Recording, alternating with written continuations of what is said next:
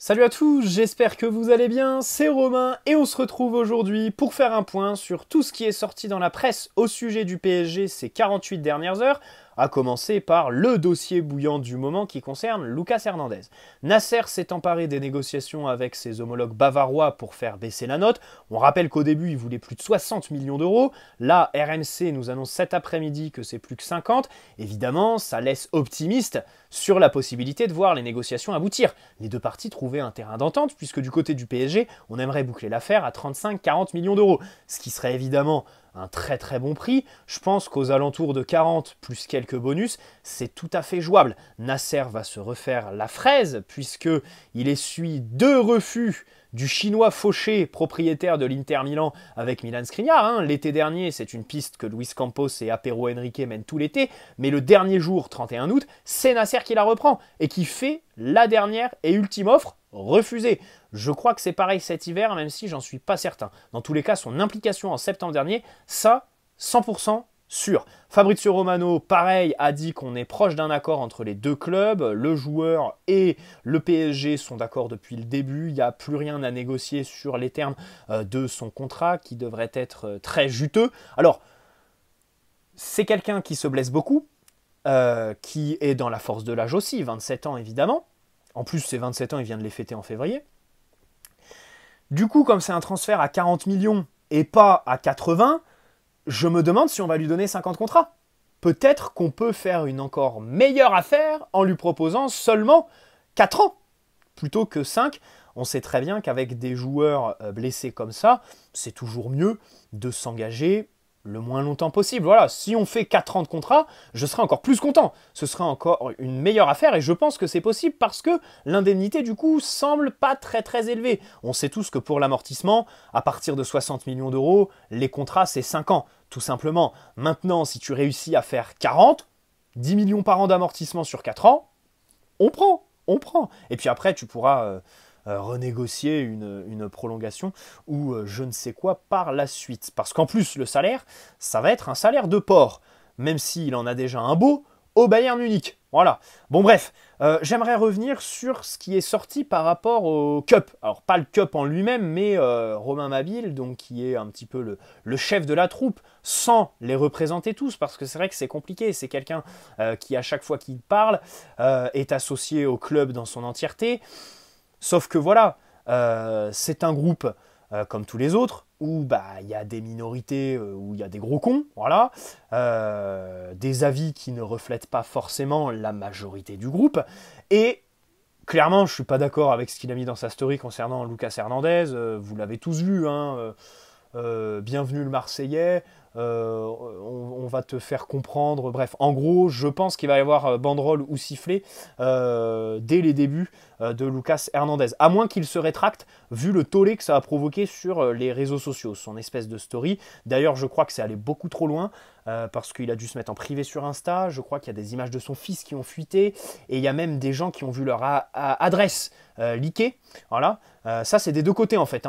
Des mecs opposés au Cup qui ont fait filtrer des photos du fils de Romain Mabille et des mecs du Cup qui ont fait filtrer l'adresse d'un ancien de chez eux, je crois. Je suis pas sûr, je suis pas trop ces histoires, c'est un peu gossip, mais c'est pour vous montrer le niveau de débilité dans la commu en ce moment. C'est l'hystérie totale, quoi.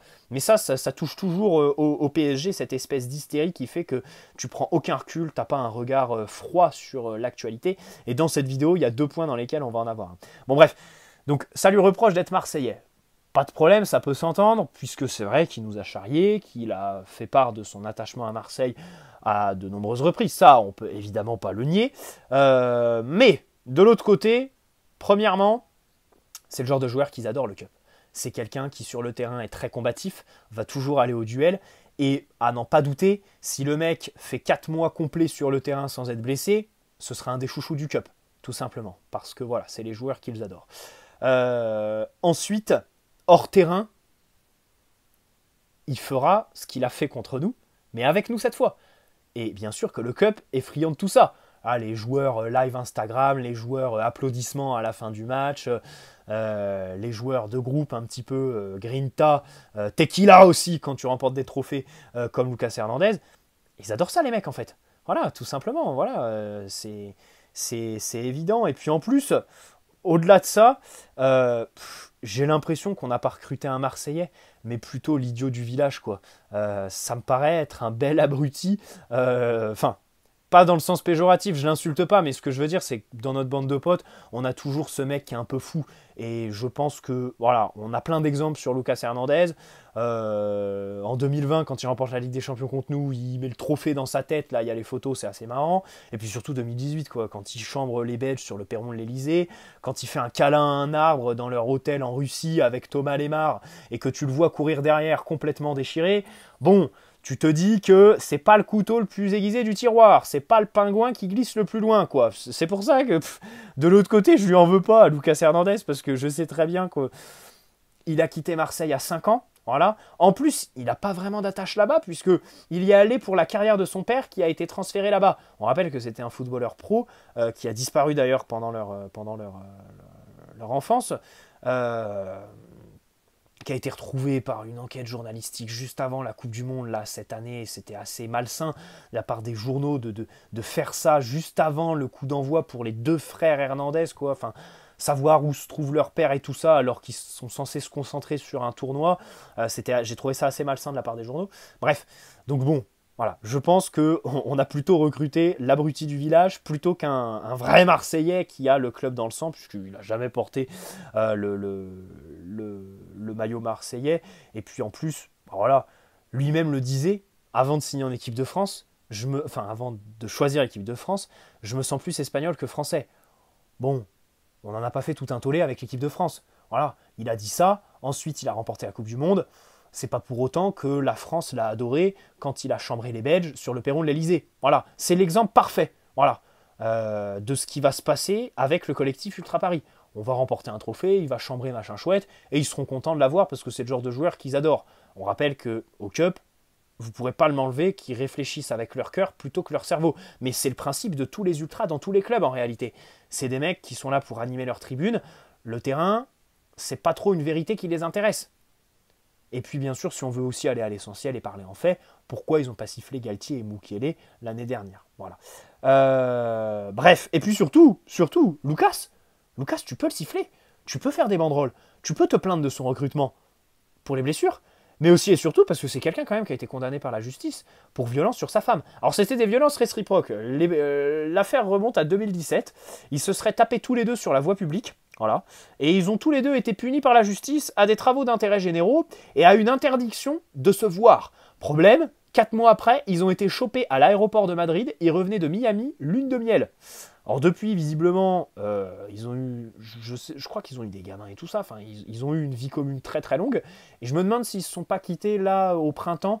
Je crois que sa femme a mis des stories sur Insta où elle dénonçait des sortes de tromperies de la part de Lucas. Donc je ne sais pas trop qu'est-ce qu'il en est, mais c'est quand même quelqu'un qui a été condamné, et puis c'est ressorti d'ailleurs pendant la Ligue des Nations en 2021, parce qu'il a refait un tour au tribunal, il risquait la prison qu'il a évité. Donc ça peut être quelque chose de légitime, quoi, plutôt que de l'attaquer sur le fait qu'il soit marseillais. Bon bref. Dans tous les cas, le joueur, ça fait quand même plusieurs années que la rumeur revient. On rappelle qu'en 2020, on le voulait absolument. Donc, du côté du joueur, c'est gage d'un intérêt grand pour le PSG. On rappelle qu'au Bayern, il touche 15 millions de salaires par an. Donc, nous dire qu'il vient pour l'oseille, oui, on va sûrement lui offrir des primes à la signature et un meilleur salaire qu'au Bayern, mais on ne lui double pas non plus son salaire. Il va passer de 15 à 18, quoi. On peut discuter du salaire par rapport au PSG. Mais par rapport aux joueurs, sachant qu'il gagnait 15 au Bayern et qu'on lui proposait de prolonger là-bas avec les mêmes émoluments, bon, je suis pas sûr qu'il vient pour l'argent exclusivement. Surtout que ça fait plusieurs années que ça filtre dans les médias. Et puis de notre côté, c'est une piste qui a survécu à plusieurs directeurs sportifs, puisqu'en 2020, c'était Leonardo Impost. Là, c'est Luis Campos. Même l'année dernière, c'était ressorti. Au moment où on voulait faire partir Kimpembe un petit peu vers Chelsea, on disait que ça allait être Hernandez son remplaçant.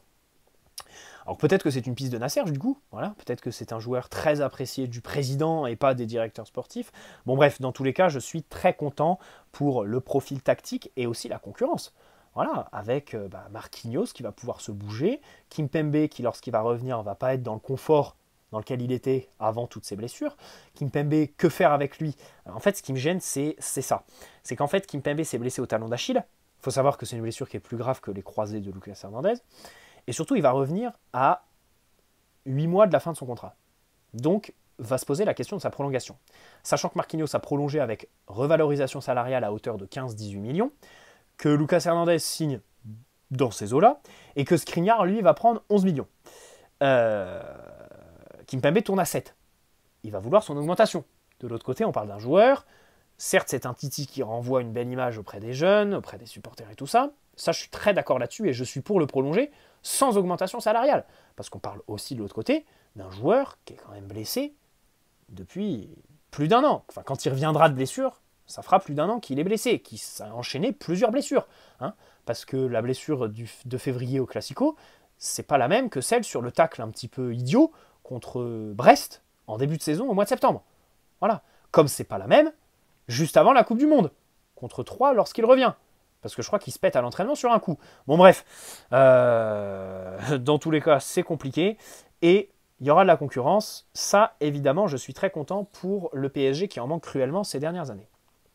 2 points. D'abord, l'attractivité. Les gens nous disent le PSG n'attire plus personne. Bien sûr, un Harry Kane, quand tu as le Real et le Bayern sur le dossier, c'est vrai que c'est difficile.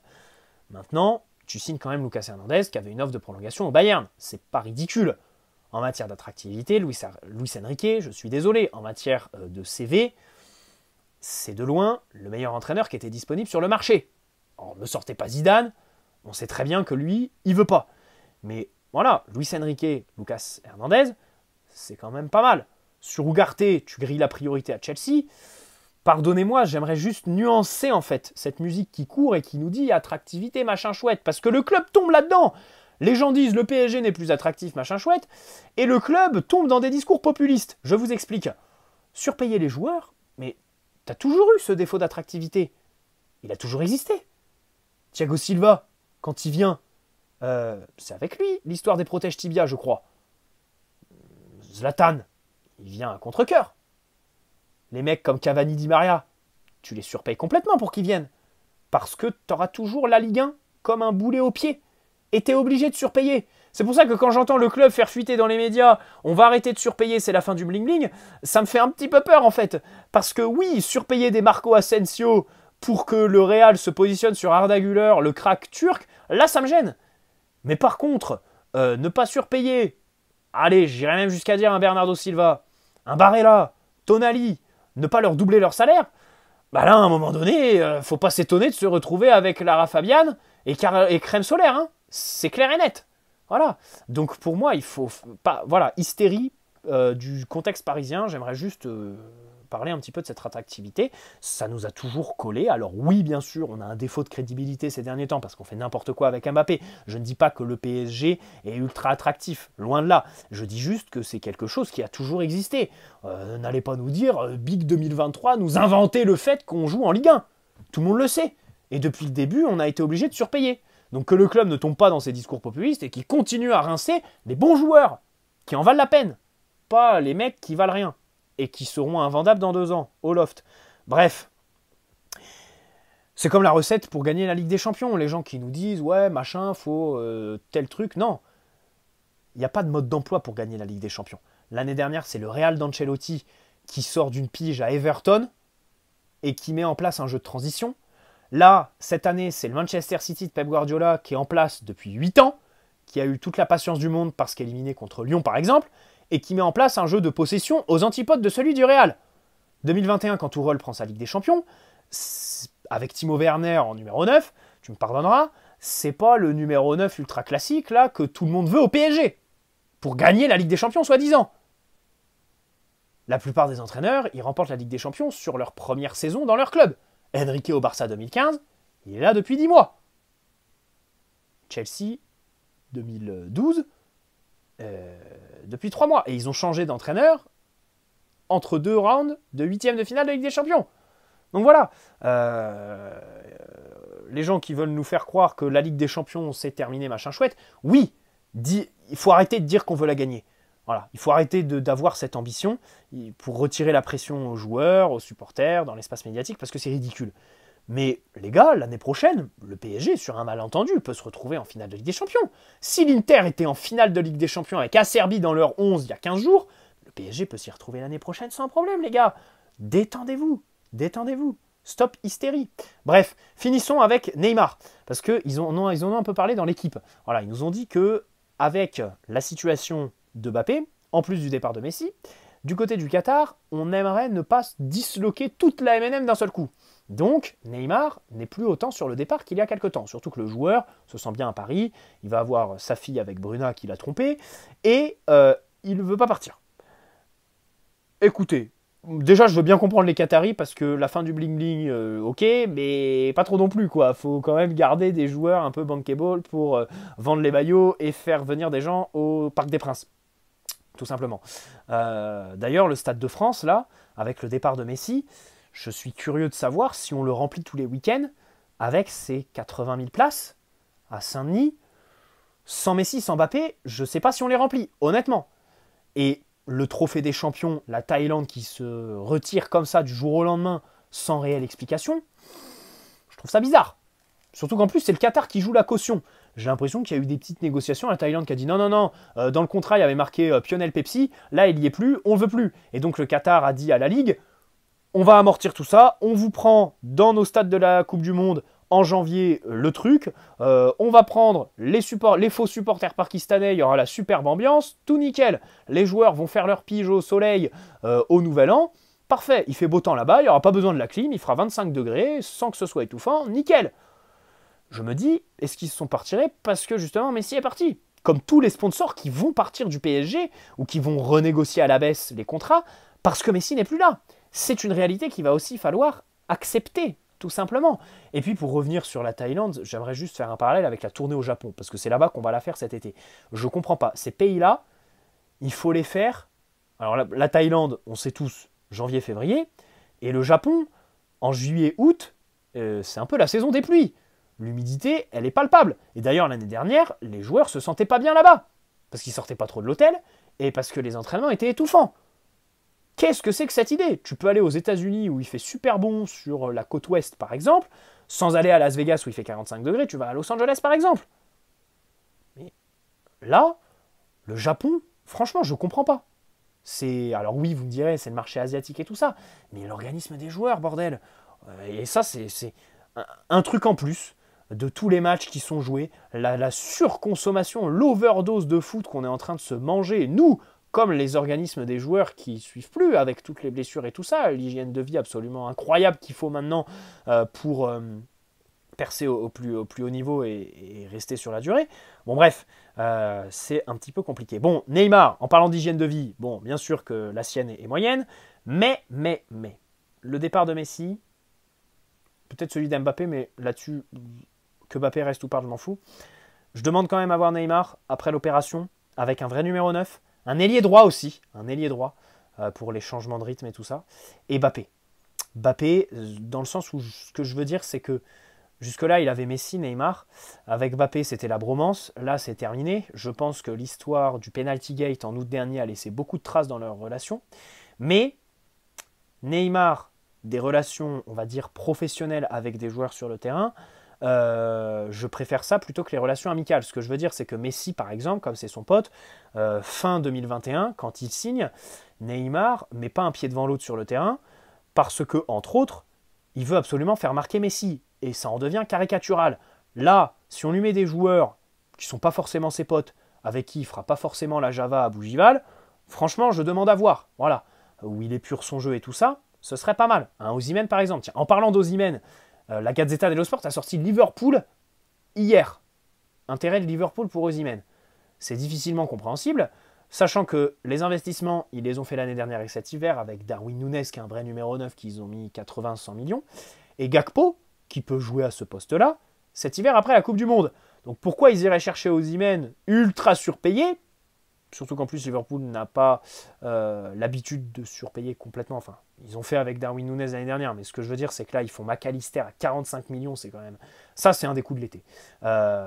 Donc, tout ça pour dire que voir Liverpool fuiter dans la presse pour Osimhen, est-ce qu'on ne serait pas sur une manip de l'agent qui fait fuiter des intérêts factices pour essayer d'en attirer des réels, parce qu'il se rend compte qu'en réalité, son joueur, la Première Ligue, ben, il n'y a pas beaucoup de clubs qui sont capables de s'aligner sur les exigences du Napoli. Je sais pas. Ce serait un petit peu mon moment supposition, spéculation. Je me demande si du côté des agents d'Osimhen, on n'a pas un petit peu chaud au cul pour la commission qu'ils veulent se faire. Parce que bon, le joueur, Naples, sont peut-être d'accord sur une prolongation de 2 ans, mais enfin, elle n'est toujours pas signée, en plein mercato. Et puis surtout, les agents, on sait tous que s'il y a une commission à faire cet été sur un transfert à plus de 100 millions, ils vont la faire. Hein. Les agents, évidemment, que sur ce genre de transfert, c'est là où ils se font le plus d'oseille, hein, tout simplement. Plus que sur les transferts libres. Et bon, on a l'exemple de Kim Min-jae qui va au Bayern Munich, hein, les agents ne se sont pas laissés prier. Donc c'est pour ça que là, je me demande si Osimhen ne serait pas à court de prétendants par rapport à Liverpool qui fut une piste assez originale, tout simplement pour lui. Et Rabiot qui prolonge 1 an, tiens, j'avais fait une vidéo il y a quelques mois parce que ça a annoncé son retour au PSG. Au final, il prolonge 1 an à la Juve. Mais 1 an, mais qu'est-ce que c'est que ce genre de prolongation? Sachant que le mec est dans le force de large. Donc là, il prolonge 1 an, il prend son salaire, je crois, c'est 7 millions, et sa petite prime à la signature, et puis il va en prendre une autre l'année prochaine au moment de renégocier un nouveau contrat, que ce soit avec la Juve ou un autre club, parce que les prétendants, ils couraient pas les rues hein, pour Rabiot cette année. Il y avait Manchester United, mais ils avaient d'autres priorités, je crois que c'était Mount, et nous, au PSG, ça n'a jamais été très concret, un retour de Rabiot, tout simplement. Donc voilà, avec Véronique, ils se sont laissés 1 an de plus à la Juve, voir si l'année prochaine ils auront plus de prétendants pour se casser, aller découvrir de nouveaux horizons, hein, parce que le joueur, il a fait des déclarations toute la saison dans lesquelles il disait « Moi j'aime voyager, j'aimerais bien découvrir de nouveaux horizons. Hein. » Donc voilà, et puis bien sûr, ça fait penser à Mbappé, hein, s'engager sur 1 an avec son club. Ça, c'est bien de la traîtrise. Bref. Bonne soirée à tous. N'hésitez pas à poser un like si cette vidéo vous a plu, vous abonner si ce n'est pas déjà fait. Et puis on se retrouve demain ou après-demain pour de la nouvelle actu. C'est dommage parce que j'espère que ça va s'officialiser très rapidement. Tout ça, Luis Enrique et tout le bordel là, parce qu'on en a un petit peu marre de parler de toujours les mêmes dossiers, quoi, sans qu'il y ait aucune officialisation. Bonne soirée à tous. Prenez soin de vous. Ciao les amis.